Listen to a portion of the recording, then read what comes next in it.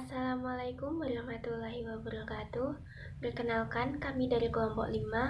Pada kesempatan kali ini, kami akan membahas tentang perdagangan internasional. Kami dari kelompok 5 yang beranggotakan saya Hamidah Nur Azizah, Husna Wafa, Keja Rizmia, Lana Isri Nasifa, dan Listidiah Agustiani. Yang pertama yaitu mengenai pengertian perdagangan internasional. Perdagangan internasional merupakan salah satu kegiatan memperdagangkan output, baik barang atau jasa, yang dilakukan oleh penduduk suatu negara dengan penduduk negara lain atas dasar kesepakatan bersama. Para ahli juga mengemukakan pendapatnya mengenai perdagangan internasional. Menurut Wala Adolf, perdagangan internasional yaitu sebuah proses tukar-menukar yang berdasarkan atas kehendak dari masing-masing negara sukarela. Menurut situs Wikipedia atau Wiki Encyclopedia, perdagangan internasional yaitu suatu perdagangan yang dilakukan oleh penduduk negara lain atas dasar kesepakatan bersama. Menurut Rafiqul Islam, perdagangan internasional adalah sesuatu hal yang menekankan keterkaitan erat antara perdagangan internasional dan hubungan keuangan. Michael Sanson membagi hukum perdagangan internasional ke dalam dua bagian utama, yaitu hukum perdagangan internasional publik dan hukum perdagangan internasional privat. Hukum perdagangan internasional publik adalah hukum yang mengatur perilaku dagang antar negara, sedangkan hukum perdagangan internasional privat yaitu hukum yang mengatur perilaku dagang secara orang per orang di negara-negara yang berbeda. Ciri-ciri perdagangan internasional. Pertama, area perdagangan yang meliputi seluruh dunia. 2. Alat pembayaran yang digunakan adalah mata uang negara asing. 3. Kualitas barang standar internasional. 4. Transaksi bisa melalui tanpa tatap muka. 5. Hukum yang berlaku adalah hukum internasional. 6. Barang yang diimpor biasanya dikenakan pajak. Manfaat perdagangan internasional. Terjadi hubungan bilateral dan multilateral, saling membantu secara cepat, meningkatkan kesejahteraan suatu negara, memperluas kesempatan kerja. Lalu tujuan perdagangan internasional, yang pertama terlindunginya industri atau produksi di dalam negeri, yang kedua tercukupinya kebutuhan barang dan jasa di dalam negeri, yang ketiga lapangan kerja menjadi lebih luas, yang keempat masuknya devisa dari proses ekspor dan impor barang, yang kelima mendapatkan keuntungan lain selain di bidang ekonomi, yaitu di bidang politik, pertahanan, keamanan, dan juga sosial budaya. Selanjutnya, teori yang mendasari adanya perdagangan internasional. Yang pertama, teori keunggulan mutlak, bahwa perdagangan secara internasional akan memberikan keuntungan pada suatu negara dengan syarat negara yang melakukan produksi menetapkan harga lebih rendah dan dibandingkan dengan harga yang telah ditetapkan di negara lain. Kedua, teori keunggulan komparatif. Adanya teori keunggulan komparatif yaitu suatu negara tidak mempunyai keunggulan secara mutlak pada produksi barang.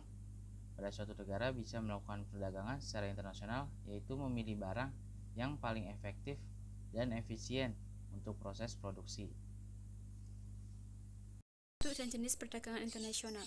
Bentuk perdagangan internasional. Yang pertama, perdagangan bilateral, yaitu perdagangan yang dilakukan oleh dua negara. Selama ada dua negara yang berpartisipasi dalam perdagangan, maka perdagangan tersebut termasuk ke dalam perdagangan bilateral.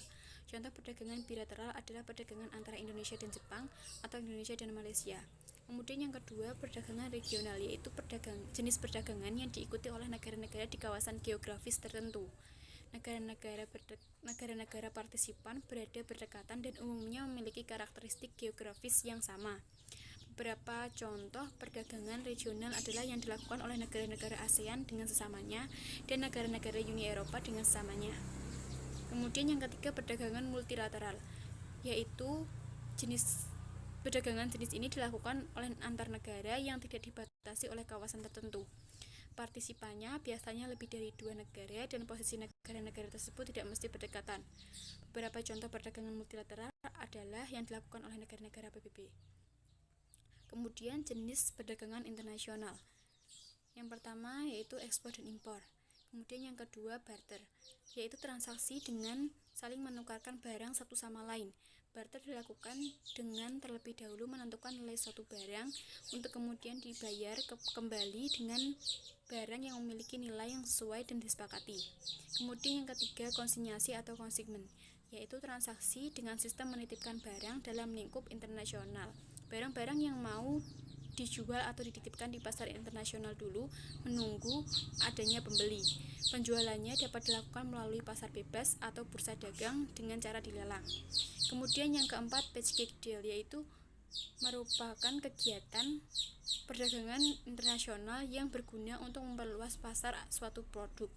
Sistem ini dilakukan dengan cara membuat perjanjian dagang atau trade agreement dengan suatu negara. Isi perjanjian tersebut berupa ketetapan jumlah barang yang akan diekspor ke negara lain atau diimpor ke negara tertentu. Kemudian yang kelima, border crossing, yaitu perdagangan yang terjadi di negara yang saling berbatasan dan berdasarkan perjanjian tertentu. Tujuan perdagangan ini adalah untuk memudahkan penduduk yang berada di negara perbatasan agar lebih mudah dalam berbelanja. Dampak positif dan negatif perdagangan internasional. Yang pertama, terbentuknya hubungan persahabatan antar negara. Perdagangan antar negara pun bermanfaat untuk membentuk relasi persahabatan dengan negara-negara lainnya. Apabila hubungan antar negara berjalan dengan baik, besar kemungkinan kerjasama keduanya akan berkembang ke banyak sektor dan tidak terbatas dalam perdagangan. Kerjasama itu bisa pula merambah bidang lainnya seperti budaya, politik, pendidikan, militer, maupun teknologi. Kemudian yang kedua, menciptakan efisiensi dan spesialisasi. Berlangsungnya perdagangan internasional akan membuat suatu negara memiliki spesialisasi dalam satu sektor ekonomi. Dalam artian, negara maupun penduduknya akan memiliki keahlian khusus yang berbeda dengan negara lainnya dalam menghasilkan produk, barang, dan jasa. Kemudian yang ketiga, meningkatkan kemakmuran negara. Indikator kemakmuran sebuah negara bisa dilihat dari aktivitas pelaku ekonomi, meliputi produsen, konsumen, dan pemerintah. Dengan adanya aktivitas perdagangan internasional akan membawa kemakmuran bagi setiap pelaku ekonomi tersebut. Kemudian yang keempat, berkurangnya pengangguran. Apabila pasar perdagangan luar negeri semakin meluas, maka kegiatan produksi barang ataupun jasa di suatu negara juga akan semakin meningkat. Karena hal itu, kebutuhan akan tenaga kerja juga ikut meningkat di berbagai sektor. Jika hal itu terjadi, dengan sendirinya angka pengangguran juga semakin berkurang. Kemudian yang kelima, transfer ilmu pengetahuan dan teknologi atau iptek. Perdagangan internasional juga berperan sebagai alat mobilisasi iptek, terutama dari negara maju ke negara berkembang. Perdagangan internasional akan memungkinkan suatu negara mengekspor barang yang berbasis kecanggihan teknologi seperti mesin dan alat-alat modern pada negara yang lebih membutuhkan. Maka dengan demikian akan semakin cepat mobilisasi teknologi pada negara pengimpor tersebut. Kemudian yang keenam, menstabilkan harga. Perdagangan internasional secara tidak langsung juga bisa mengendalikan harga yang terdapat di pasar domestik suatu negara. Dengan adanya perdagangan internasional, kelangkaan barang yang mengakibatkan harga mahal bisa diatasi melalui impor untuk menambah stok di pasar domestik. Kemudian dampak negatif perdagangan internasional. Yang pertama yaitu produk dalam negeri semakin menurun. Adanya perdagangan internasional ini akan turut menimbulkan persaingan industri antar negara. Apabila industri di suatu negara memiliki kualitas produk barang yang rendah dan harga yang relatif mahal dibandingkan negara lainnya, maka negara tersebut akan mengalami penurunan jumlah permintaan. Ini karena konsumen cenderung mencari barang dengan kualitas bagus dan harga yang terjangkau. Kemudian yang kedua, ketergantungan terhadap negara-negara maju. Dari sisi produksi barang, negara berkembang dan miskin juga memiliki ketergantungan yang cukup tinggi terhadap negara maju dalam faktor produksi, khususnya yang berkaitan dengan teknologi. Kemudian yang ketiga, industri kecil kesulitan untuk bersaing. Keterbatasan modal seringkali jadi hambatan bagi industri kecil untuk mengembangkan diri. Aktivitas perdagangan internasional berpotensi semakin membatasi ruang gerak industri kecil karena harus bersaing dengan industri nasional maupun multinasional yang memiliki modal lebih besar. Kemudian yang keempat, persaingan tidak sehat. Langkah-langkah pemerintah suatu negara untuk memenangkan persaingan di perdagangan internasional dengan membuat sebuah kebijakan seperti dumping dan praktek tarif impor adalah tidak tepat. Strategi ini merusak esensi dari perdagangan internasional yang seharusnya didasarkan pada prinsip persaingan usaha yang sehat.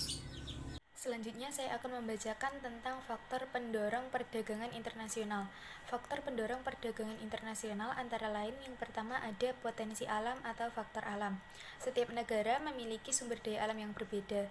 Indonesia memiliki banyak sumber daya alam antara lain kayu, minyak bumi, batu bara, timah, dan karet, tetapi belum memiliki kemampuan yang memadai untuk mengolahnya. Hal tersebut mendorong Indonesia untuk mengekspor bahan mentah atau bahan baku ke negara lain untuk diolah. Selanjutnya yang kedua, agar terpenuhi kebutuhan barang dan jasa di dalam negeri. Yang ketiga, adanya keinginan untuk memperoleh keuntungan dan meningkatkan pendapatan negara. Yang keempat, terdapat perbedaan dalam menguasai ilmu pengetahuan dan teknologi dalam mengolah sumber daya alam. Yang kelima, adanya kelebihan produk di dalam negeri sehingga perlu pasar baru untuk menjual produk tersebut. Selanjutnya, terdapat perbedaan keadaan dalam sumber daya alam, iklim, tenaga kerja, budaya, dan jumlah penduduk yang menyebabkan perbedaan hasil produksi dan keterbatasan produksi. Selanjutnya terdapat kesamaan selera terhadap suatu barang. Selanjutnya peluang untuk membuka kerjasama, hubungan politik dan dukungan negara lain. Dan yang terakhir, terjadinya era globalisasi yang mengakibatkan tidak ada satu negara pun di dunia yang dapat hidup sendiri. Kemudian, apabila ada faktor pendorong perdagangan internasional, tentunya ada faktor-faktor yang dapat menghambat perdagangan internasional. Faktor-faktor penghambat perdagangan internasional antara lain, yang pertama, tidak adanya suatu negara, misalnya terjadi konflik atau perang antar negara. Yang kedua, mata uang antar negara yang berbeda. 3. Adanya kebijakan ekonomi internasional dari pemerintah. 4. Tidak stabilnya kurs mata uang asing. 5. Pembayaran yang dilakukan antar negara memiliki resiko yang sangat besar. 6. Adanya kebijakan impor dari suatu negara. 7. Kualitas sumber daya di suatu negara. 8. Peraturan anti-dumping. Dan yang terakhir, organisasi ekonomi regional. Sekian dan terima kasih. Mohon maaf apabila ada kesalahan. Wassalamualaikum warahmatullahi wabarakatuh.